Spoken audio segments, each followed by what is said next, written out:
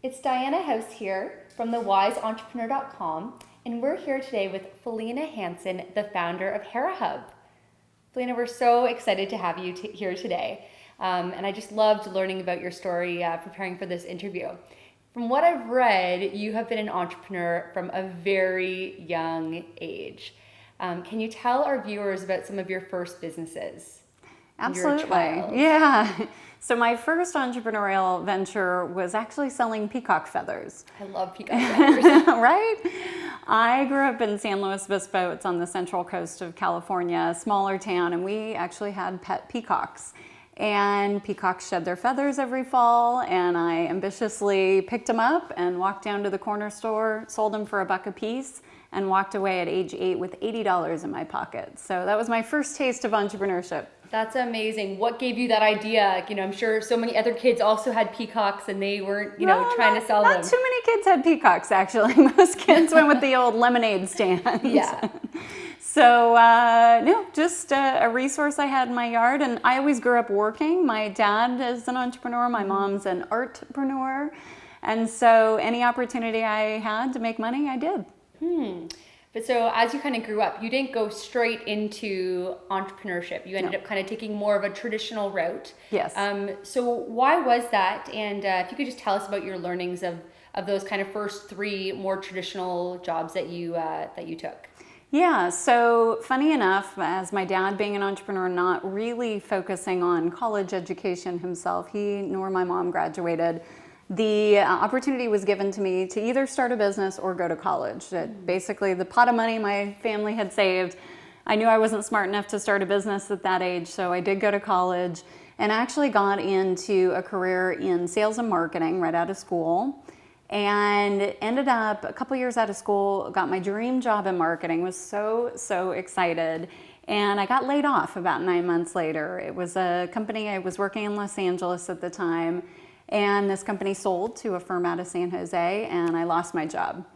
I went on to work for a marketing agency, loved it, got to work with clients like DirecTV and Fox News Channel, amazing company. They ended up running out of money, and I was yet laid off again. During that period of time, did go back to school, got my MBA, and moved back to San Diego in 2001. Got what I thought was my ultimate dream job, was director of marketing for a technology company here in San Diego, and the company was sold to AOL in 2003. So it was like, all right, this is not working out the way I thought it would. So three layoffs by before, age 30. Yep, That's exactly. Insane. Yeah, but that's kind of the way of the world now. I mean, it really is, especially if you're working in marketing and technology. A company selling to a larger firm is kind of par for the course. So really it was an opportunity for me at that time to step back and say, okay, what do I really want? How can I make the choices I want? And so that's when I decided to step into entrepreneurship. Interesting. But so it sounds like you already knew that you would be an entrepreneur. I knew that was coming someday. Absolutely. It's in my blood, so to speak. I had a long line of entrepreneurs in my family. So what skills or what experience were you hoping to get kind of through your 3 corporate jobs to kind of get you ready for entrepreneurship? Did you know what that was specifically that you were looking for, or just general kind of life experience? Yeah, frankly, I had no idea, Diana. I really didn't. You're in your 20s, you're just trying to kind of figure it all out, so to speak. So I'm glad I had that experience. I learned a lot. I learned what it takes to run a business, what to do, what not to do. And so I take all that with me. But it allowed me to mature a little bit and really gain some needed perspective. So what would you say would be like your top 2 kind of learnings that you learned in the corporate world that have kind of paved your way for success in entrepreneurship? Yeah, absolutely. Number 1, I call myself scrappy. You gotta be scrappy. You gotta be scrappy, exactly. And I did. I learned that because I was mostly working in the startup environment. And so doing a lot with a little, and that's definitely continued as I've continued to grow my current business. So being scrappy, I'm very proud of that, so to speak. And it's kind of change or die, frankly. I mean, you see this a lot with technology companies, and even in my current business, the co-working world, things are changing so quickly. We're supporting a lot of startups, and so we're always thinking about new programs, new things we can bring to market to support our community. Wow, that's awesome. So tell us about the turning point and the car accident And it's funny, I've heard a similar story with several entrepreneurs of having this like huge, crazy life experience that really propels them forward into doing greatness. So what was that for you? Yeah, so I was just barely a year out of school, and we're here in San Diego. I was hit by a fire truck in an intersection down near Ocean Beach, and it was definitely a game changer. I broke 27 bones in my arms, legs, and face. I have significant titanium throughout my body. I do beep when I go off at the airport, when I go through secondary. It definitely, I mean, how could it not change your life? It just gave me a significant amount of perspective and gave me that opportunity to really see how valuable life is and how fleeting it can be. And so I was very young. I was 22 years old. Wow. And it took some time for some of those learnings to sink in. I myself went through a few bumps in the road with layoffs and a divorce and a variety of things that happened in my late 20s. But I think the biggest thing I take away from that is I need to focus on what I'm here to do, who I'm here to serve, how I can make a difference, and really, really think about how can I, contribute to change the world. And not only that, you took the perspective into your next venture called Perspective Marketing. Yes, indeed. So tell us about that. Yeah, like a lot of folks do when they step into an entrepreneurial venture, I stepped into consulting first, and it was easy, it was quick to get up and running, it was relatively safe, and I ended up over an 8-year period working mostly with service providers and relationship-based businesses. So banks, attorneys, CPAs, anything that was a relationship-driven sale, and I did marketing strategy work and mostly project-based work for 8 years. And what really started to lead towards my current business was I got really involved in a lot of professional women's organizations. I almost fell into it. My first entree into kind of the world of networking and professional groups was through an organization called Women's Global Network, and it started by playing golf. I had no idea how to play golf. I still don't. I met this dynamic woman and at a breakfast meeting, and she said, "Hey, I'm bringing a group of women out to play golf this upcoming weekend. Do you want to come play with us? You don't know how to, even if you don't know how to golf, no problem." And so I said, yes, why not? I'm going to try something new. And so that over the course of several years led to eventually taking on a leadership position with that organization. The focus was on microcredit, helping women in developing nations start businesses through working with microcredit groups, different groups throughout the world, in fact. And so I've learned a ton through that experience, not only about microcredit and the world of microcredit, but also leading a professional women's organization, really leading a group of women. So I parlayed that into another group, Ladies Who Launch. Yeah, I've heard of Ladies Who Launch. Yeah, it's a national organization. I led the San Diego community for a couple years and just had a blast. I really enjoyed it, but it was me working from home for 8 years, leading these different groups and always struggling to find space for events and workshops and the variety of things that we were doing that really led me to launch my current business, Hera Hub, because I needed that platform, so to speak. Okay, let's talk about Hera Hub. So what is your vision for this amazing venture? Absolutely. Well, number one, I'm focused on supporting women who want to launch and grow their business. So my goal over the next 5 years is to support over 20,000 women in the launch and growth of their business. That's such a big vision. It's so cool. And so what's the business model, and did you have to raise or have you bootstrapped this so far? Great question. So initially I bootstrapped the business. I put in my own money and then took a family loan, a loan from my father. Thank goodness for family. Yes, indeed. Yeah. And him being an entrepreneur as well, he understands, the dynamics of that. So I bootstrapped the business all the way up into opening 3 locations. So I have 3 locations here in San Diego. And when I initially developed the business, I knew I wanted to build something bigger than myself. My last business was really was me primarily. I was, working with contract labor and things of that nature, but it wasn't a scalable business. Right. So I knew I wanted to build something that I could scale, but I had no idea would franchise it. I didn't know anything about franchising really other than, what I'd studied in school, so to speak. Right. So, but I knew I wanted to create a model that I could duplicate. So I built the first 3 locations here in San Diego in 2 years. I really wanted to So fast. It is fast, yeah. Wanted to hit the ground running and really, make a billion mistakes, which I did, so I could learn what it was going to take to open the 3rd, the 4th, the 5th, and so on. So it was about 1.5 years ago that I actually decided to franchise the business, and then at that point was a good time to bring in more capital because franchising is intensive, it's very litigious, and it requires capital. So I met an amazing woman at an event here in San Diego, in fact a Qualcomm event. We do a lot of partnership with them, and we just clicked. I mean, she's amazing. She's actually originally from Latin America. She's Venezuelan. Oh, cool. And she came over to the space after the event, saw the concept, got involved in a few of our educational programs, and to make quite a long story short, ended up being our angel investor.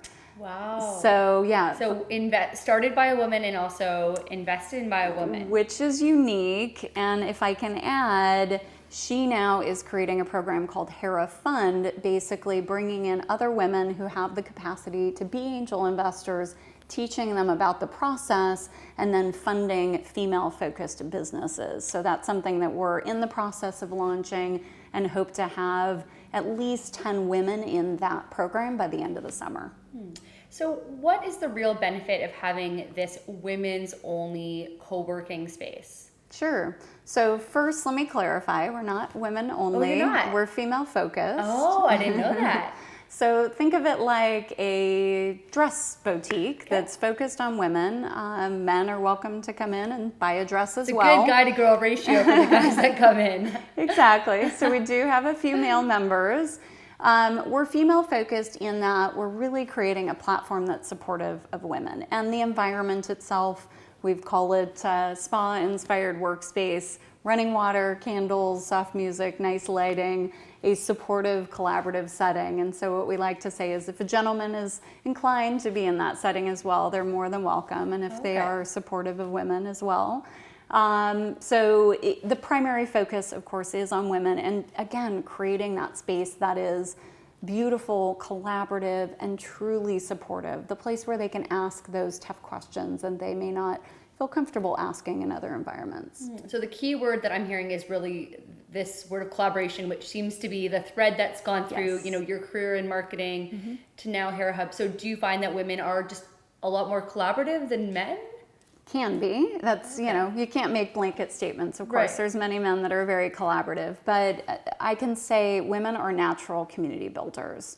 We really don't work well in isolation. Some do, but as a blanket statement, women like connecting and they like building community. And when you're launching a business, it's very difficult to launch a business. The success rates for businesses are pretty dismal. Yep. So doing it by yourself is challenging. And so creating that space where women can go and find the support and resources they need, they have a better... It's massive. I wish there was co-working spaces around, me 6 years ago when I was first starting it. Because it's very isolating. Yes. And, you kind of found the same thing when you were consulting. Yeah. You need to have those kind of entrepreneurial friends. Exactly. And I think working at a co-working is just a game changer. Yeah. So it seems like you have most of this figured out, but I'm sure there's still some big challenges. So what would you say are your current biggest challenges? Learning a lot about the franchise world. So I'd say the 2 industry segments that I happen to be in are both quite male dominated. Franchising is one of them. Right. Most franchising is either quick serve restaurants like Wendy's or a Subway, or it's huge hotel chains. And so both those segments tend to be quite male dominated. So I've learned a lot through that process. Franchising is also kind of an archaic structure to some extent, is still playing by the rules from a number of years ago. And so I've struggled a little bit in the franchise world to I always like to think ahead of the curve, and I consider myself fairly innovative. And so playing by these rules sometimes can be challenging, so to speak. So the other one is commercial real estate.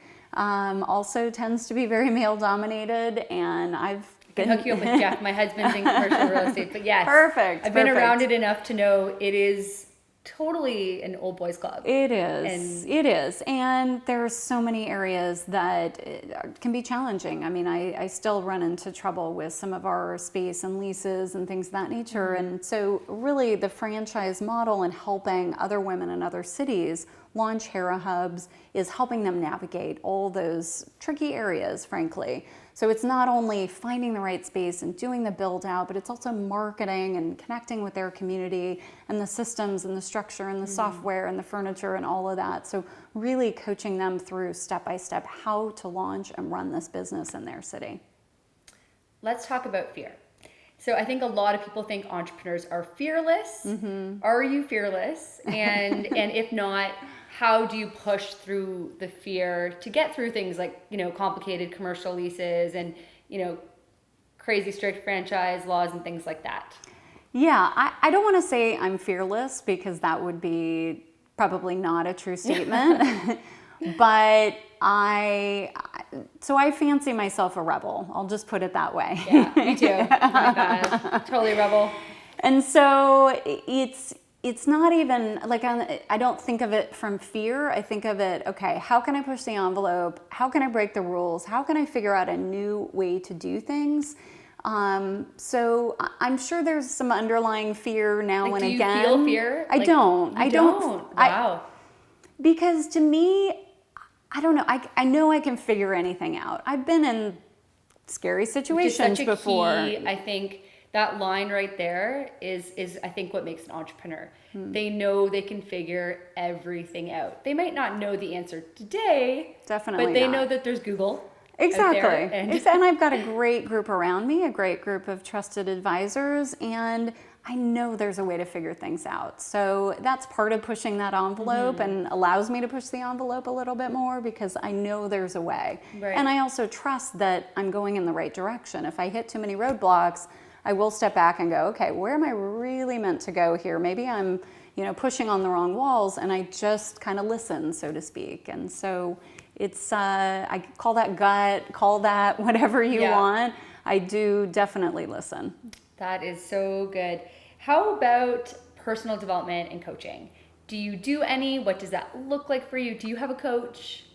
I don't have a coach. I do some personal development, probably in the manner of like listening to various podcasts and Do you have things. any favorites? Good question. I don't know any that would fit into the personal development category. I love Innovation Hub through I think that's all, NPR. Yeah, exactly. For me, it's really more just taking the time to reflect. I'm a runner, and so to me, that's my meditation. For sure. Is going out for a run with my two dogs and just having time to kind of step back and think about things. So for me, that's worked thus far. But do you read a lot or? I mostly read business books, but I wouldn't Any say I favorite read business books? a lot. Ready, Fire, Aim is my favorite business book by Michael Masterson, and I have encouraged so many of our members to read that book. It's really about going big. Nice. I recently read a book that I really liked called The Confidence Code, written by two female journalists, and really understanding the science and the physiology to some extent behind why women aren't often as confident as men are. Was very fascinating to me. It's one of the books we read in our monthly book club just recently. So. Oh, that sounds fun. A book club. So I'm going to ask you the last question, and this is a question that I ask everyone. Sure. So if you could pass on one piece of wisdom to entrepreneurs, whether they're in startup or scale phase, what would that be? It's confidence. You have to believe in yourself. And I'll just speak to that. I see so many amazing, talented, ambitious women that don't quite have the confidence that they need to really go for it. And so they hold back.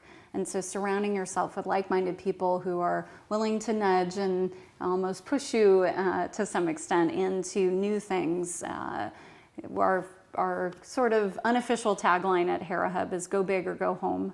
And so it's really about how can we all show up and support each other and really help each other go to that next level. So why do you think women seem to have a more challenging time with confidence than men in the entrepreneurial space specifically? I think a lot of things stem from childhood, not to Usually, exactly. So this is partially my viewpoint and partially the research that's coming in. Girls and boys oftentimes are treated differently and put emphasis on different things. Think about it. If you see a little girl, it's like, oh, don't you look pretty? What a pretty dress you have on. For a boy, it's, wow, look what you did. Look what you made. Right. And so we start to see some of this emphasis on the outward appearance, more so with women and men. And the sort of countering that too is not only how we praise, but how we put incentives together for children. So very briefly, confidence is built on setting a goal and making incremental steps towards that goal, period, according to the book and the authors, The Confidence Code. And so you think about that, what we're teaching kids, so to speak, it's not everybody's great because, you know, they happen to play soccer, right? Everyone gets a trophy. That's a whole other interview. Exactly. But it comes into play, so to speak, because it's setting a true goal and celebrating the incremental steps towards that goal. That's what builds confidence. So my personal philosophy is, if you have somebody who's highly sensitive, and women tend to be more sensitive than men, not always. I am. Tend to be. If you have someone who's highly sensitive and never learned to build good boundaries, where do I end and where do you begin? And if you say something to me, I have a choice of how I accept that, right? Do I let it affect me, and do I really think about it and do what I call the hamster wheel, which you like play it over and over and over in your head? Or do I say, whatever, that's her opinion, right? So guys are much better at women in general of setting boundaries. And if you have someone who is inherently highly sensitive and never learns those boundaries, everything affects them. Yeah. And so it eats away at that, you know, confidence level, so to speak, over time. Basically what I'm saying is we need to be thicker skinned, so to speak. Right. Or develop those stronger, you know, It's boundaries, which I never thought of it boundaries. in the way of boundaries. But that makes total sense. To me, it's all about boundaries. I love that. Well, Felena, thank you so much for coming today. I have really enjoyed this, and I cannot wait to check out your locations here and hopefully around the world very soon. So thank you. My pleasure.